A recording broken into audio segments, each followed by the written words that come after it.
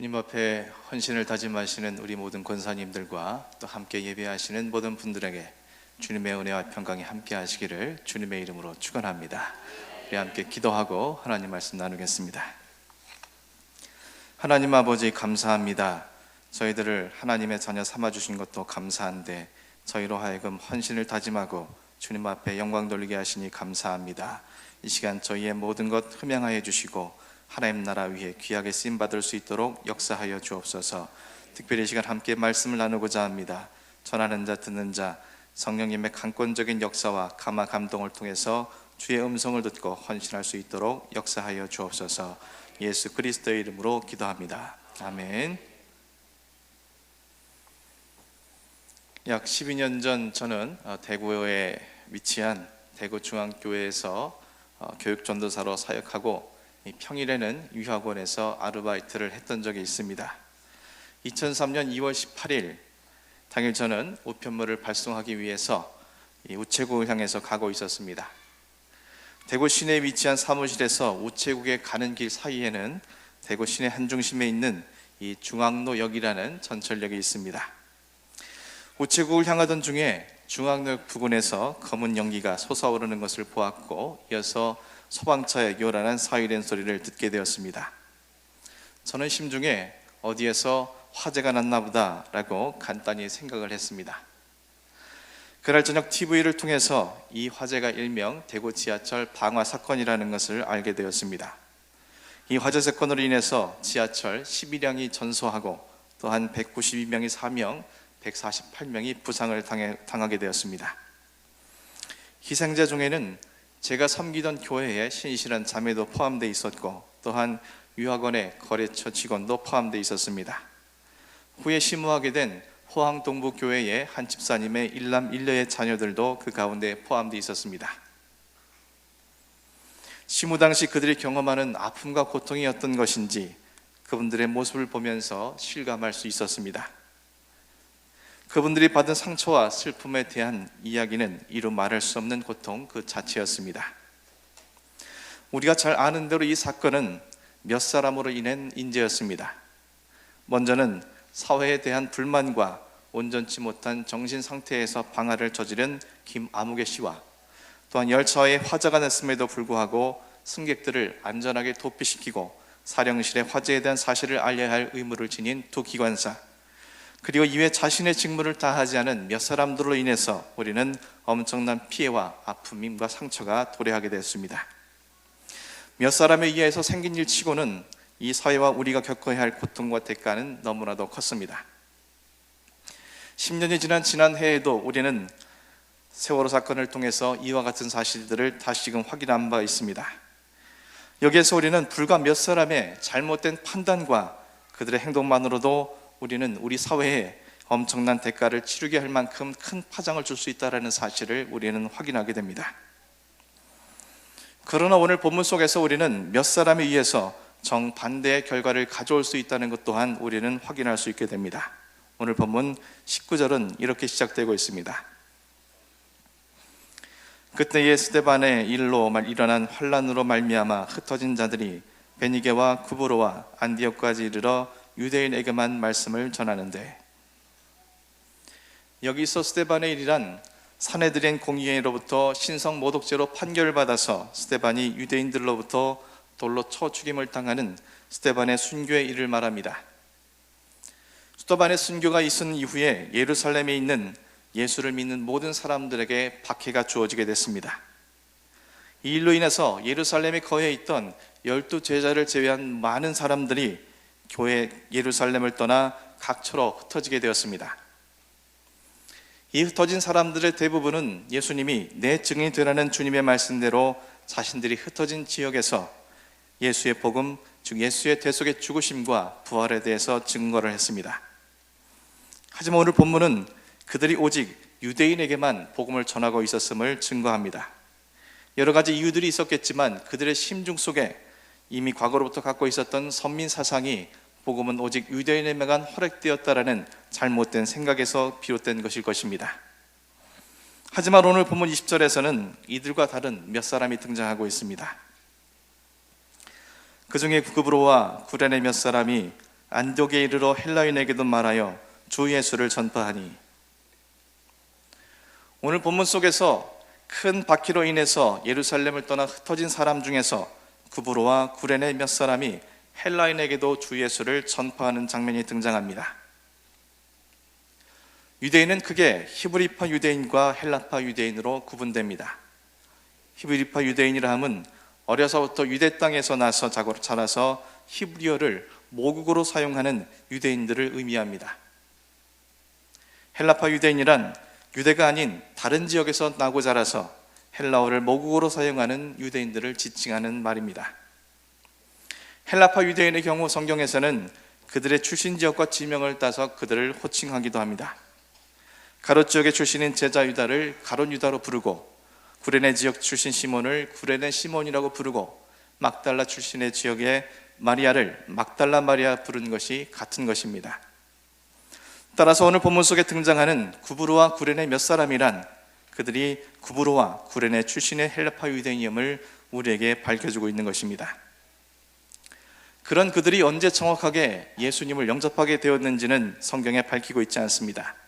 하지만 초대교회 모태라 할 수 있는 마가의 다락방의 120명 중에 베드로, 요한, 야고보, 안드레와 빌립, 도마와 바돌로메, 그리고 마테와 야고보, 시몬, 유다, 그리고 예수님의 아우들, 그리고 나머지는 모두 여자라는 것을 밝혀주고 있기 때문에 적어도 이들이 그 당시에는 예수님을 영접하지 않은 것으로 보여집니다. 그들이 그 이후인 베드로의 오순절 설교를 통해서 예수님을 영접했는지, 아니면 베드로, 요한이 솔로몬 행각에서 안진뱅이 거린을 고친 후 있었던 설교를 통해서이든 예수를 영접하게 됩니다. 그들은 자신들의 고향을 떠나 예루살렘에 머물면서 복음을 영접하게 되었고, 이로 인해서 그들은 아예 예루살렘에 머물러 교회의 일원이 되었습니다. 그러나 앞서 말한 바대로 얼마 지나지 않아 스데반 순교 사건이 발생하였고, 그 사건으로 인해서 예루살렘의 초대교회 교인들은 큰 박해를 받게 되었으며 그들은 그 박해를 피해서 예루살렘을 떠나게 됩니다. 우리는 여기서 한 가지 생각해 볼 사항이 있습니다. 그들이 자신들이 자라난 고향 또는 삶의 터전을 떠나서 예루살렘에 있다가 다시 예루살렘을 떠나게 되었다면 그들은 당연히 자신들의 고향 또는 삶의 터전으로 돌아가는 것이 일반적일 것 같습니다. 예수님의 12제자는 주님이 십자가에 달려 돌아가신 이후에 각각 뿔뿔이 흩어져서 자신들의 고향 또는 삶의 터전으로 되돌아가 자신들의 일을 다시 시작했음을 우리는 성경을 통해서 확인하게 됩니다. 그러나 오늘 본문 속 구브로와 구레네 출신 몇 사람은 그렇게 하지 않았습니다. 오히려 생면부지의 땅 안디옥으로 그들은 갔습니다. 구브로라는 지역은 소아시아에서 약 65km 떨어진 지중해 안에 있는 섬입니다. 그리고 구레네는 아프리카 애굽 지역 서쪽에 위치한 도시입니다. 그리고 안디옥은 구레네와 정반대인 지중해 바다 건너에 있었던 내륙 도시였습니다. 그런데도 구브로와 구레네 출신의 이 사람들은 굳이 안디옥으로 향하게 되었습니다. 그 이유가 무엇일지 우리는 주님의 말씀을 통해서 확인할 수 있게 됩니다. 사도행전 1장 8절 말씀에 오직 성령이 너희에게 임하시면 너희가 권능을 받고 예루살렘과 온 유대와 사마리아와 땅 끝까지 이르러 내 증인이 되리라 하시니라. 사도행전 2장에서 5장까지는 예루살렘 가운데 복음이 증거되는 과정들을 밝히고 있습니다. 그리고 이 복음은 유대 온 땅에 확장되었습니다. 그리고 사도행전 8장에서는 빌립 집사를 통해서 사마리아 지역에도 복음이 증거되었음을 밝히고 있습니다. 그리고 오늘 본문 11장 구브로와 구레네 출신 몇 사람을 통해서 안디옥에 있는 헬라인에게도 최초로 복음이 증거되는 장면을 보여주고 있습니다. 주님의 명령이 당신의 명령을 기억하고 준행하는 사람들을 통해서 주님의 말씀이 실현되어지고 있음을 오늘 성경에서는 보여주고 있다는 겁니다. 오늘 본문 21절이 또 이렇게 기록합니다. 주님의 손이 그들과 함께 하심에 수많은 사람들이 믿고 주께 돌아오니라. 주님의 명령을 기억하고 주님의 명령을 준행하는 사람들에게 주님의 손이 함께 하셨습니다. 주님의 손이란 주님의 능력입니다. 주님의 능력이 그들에게 임하심으로 그들은 주님의 생명의 도구가 되어서 수많은 사람을 예수로 믿어 주께로 돌아오는 구원과 생명의 역사를 이루는 사람들이 되었습니다. 우리가 잘 아는 바대로 이 사람들을 주축으로 해서 안디옥 교회가 세워졌으며 바나바와 바울의 섬김과 양육 속에서 더 많은 무리들이 예수를 영접하게 됩니다. 그리고 기독교 역사상 최초로 그리스도인이라는 칭호가 안디옥 교회 교인들에게 일컬어지게 됩니다. 안디옥 교회는 바울과 바나바 전도 여행의 전초기지가 되었고, 바울의 세 차례의 전도 여행을 통해서 헬라 전 지역과 당시 땅끝으로 알려진 로마에게까지 복음이 증거됐으며, 그 로마를 통해서 전 세계에 복음이 증거된 것을 우리는 알 수 있습니다. 뿐만 아니라 그 복음은 수천 년이 지난 지금의 우리에게까지 증거되었습니다. 시간과 공간을 뛰어넘어서 온 인류의 생명의 빛이 비추게 된 것입니다. 이 모든 구원과 생명의 역사 중심에 누가 있습니까? 이름도 없이 그저 출신지만 밝혀진 몇 사람이 있었습니다. 대다수의 사람들에 비하면 몇 사람이란 그저 미약하기 없는 국소수에 불과하지만, 주님의 명령을 기억하고 주님의 명령을 실현하기 위해서 그들이 살아갔을 때 주님의 손이 그들과 함께 했으며, 그들을 도구 삼아 수천 년이 지난 우리에게까지 주님은 영원한 생명과 구원을 우리에게 허락해 가셨음을 성경의 역사는 우리에게 가르쳐주고 있다는 것입니다.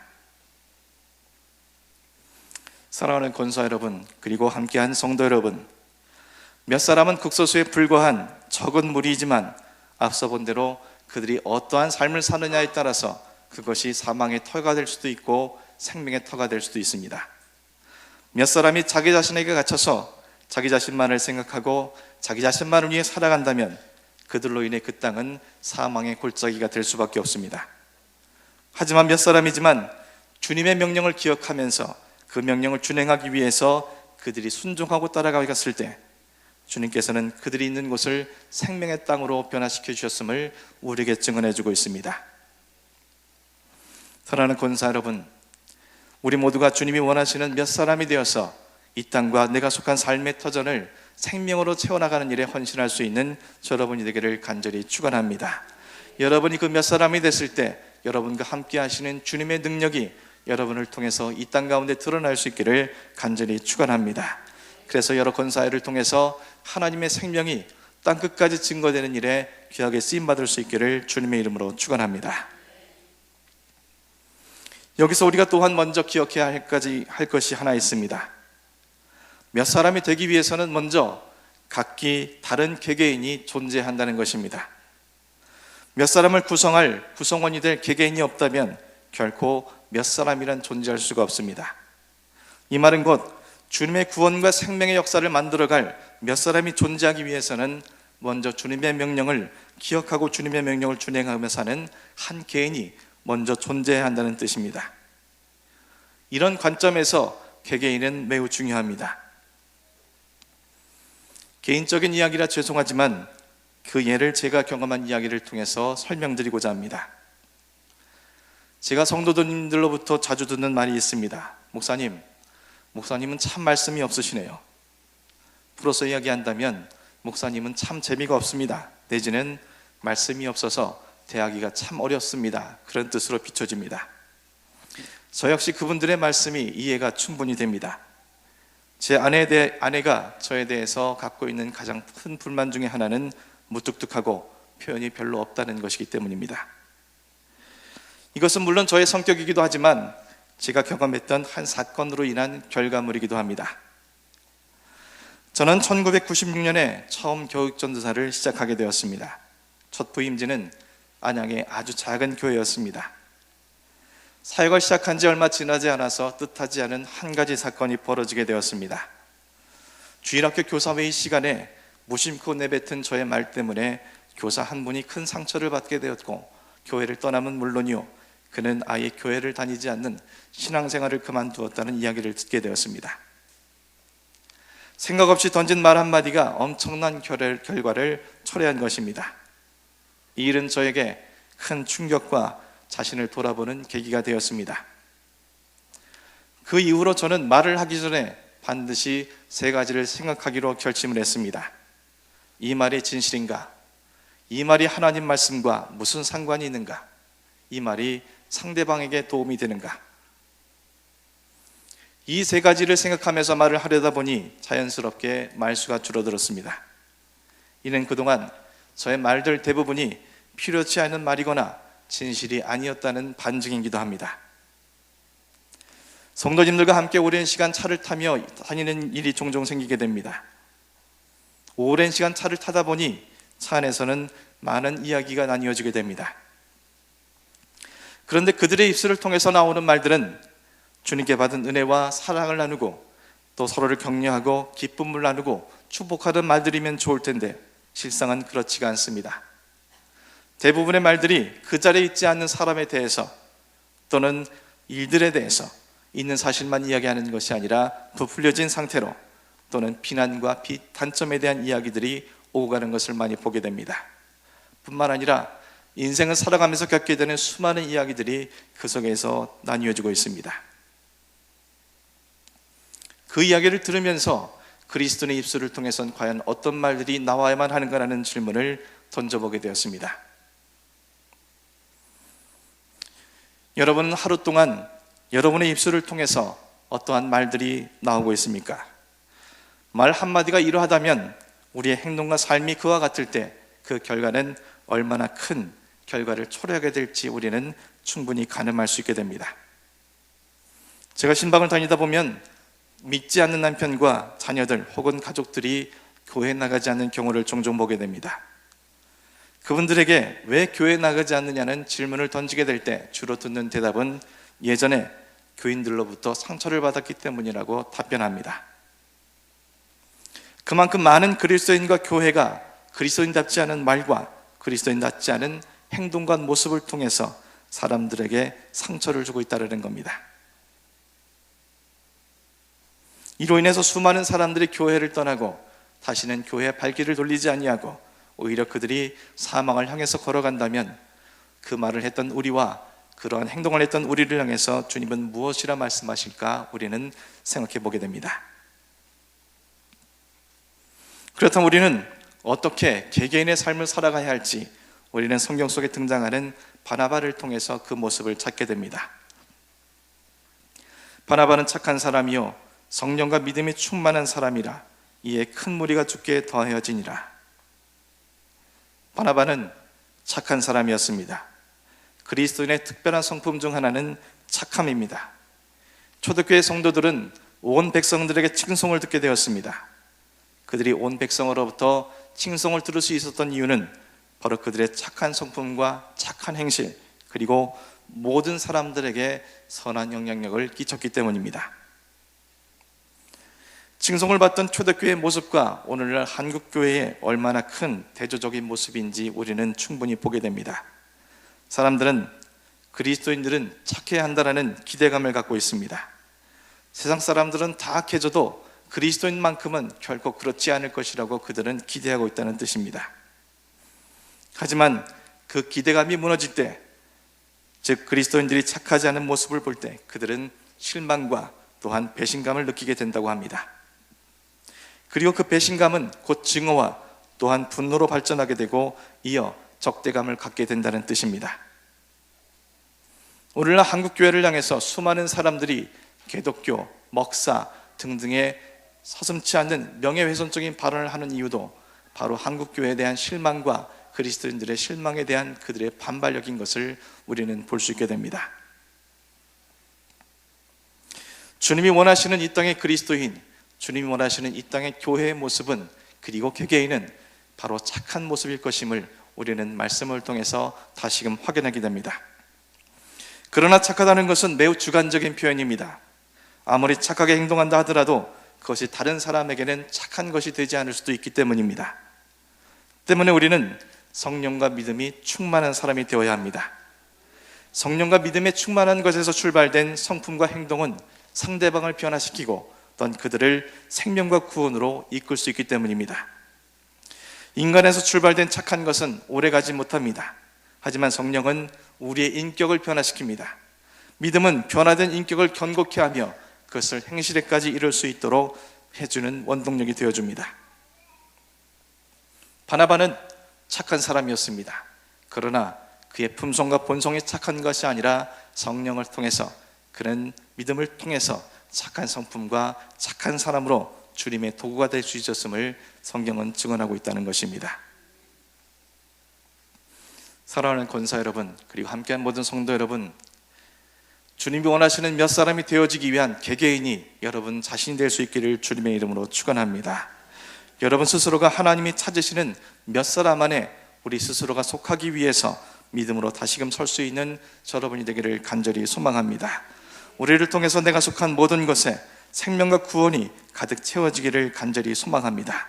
이를 위해서 성령이 여러분을 할례하시고 또한 믿음이 여러분을 주장하셔서 착한 성품의 사람, 착한 행실을 통해서 그 모든 백성들이 우리를 바라볼 때마다 하나님을 찬미하고 영광 돌릴 수 있는 귀한 도구가 될 수 있기를 간절히 소망합니다. 그리고 그와 같은 성도 한 사람 한 사람이 모인 권사회와 이 교회가 제2의 안디옥 교회가 되어지고 그를 통해서 참된 그리스도인의 표본이 여러분 스스로가 될 수 있기를 간절히 소망합니다. 그래서 우리 권사회가 이 헌신을 단지 1년에 한 번에 하는 연례 행사가 아니라 진정으로 하나님 앞에 찾으시는 한 사람과 몇 사람이 되어져 주님의 헌신을 여러분의 삶을 통해서 나타낼 수 있는 귀한 첫걸음이 될 수 있기를 주님의 이름으로 간절히 축원합니다. 기도하겠습니다. 하나님 아버지의 놀라운 뜻과 역사는 몇 사람을 통해서 이루어진다는 것을 말씀을 통해서 보았습니다. 아버지 하나님, 오나옵기는 우리 사랑하는 권사회가 주님이 찾으시는 몇 사람이 되기를 간절히 소원합니다. 아버지 하나님, 그들이 주님이 찾으시는 몇 사람이 되기 위해서 주님의 말씀에 순종하며 주의 명령에 헌신하기 위해서 기꺼이 나아갈 수 있도록 도와주시고 그들의 그러한 모든 일들 속에 주님의 손과 능력이 함께 하심으로 놀라운 생명과 구원의 역사가 나타날 수 있도록 축복하여 주옵소서. 이를 위해서 먼저 주님이 찾으시는 개개인이 있어야겠습니다. 성령과 믿음으로 이들을 착한 행실과 착한 성품의 사람이 되게 하시고 그들을 통해서 하나님의 영광이 곳곳에 드러날 수 있도록 역사하여 주옵소서.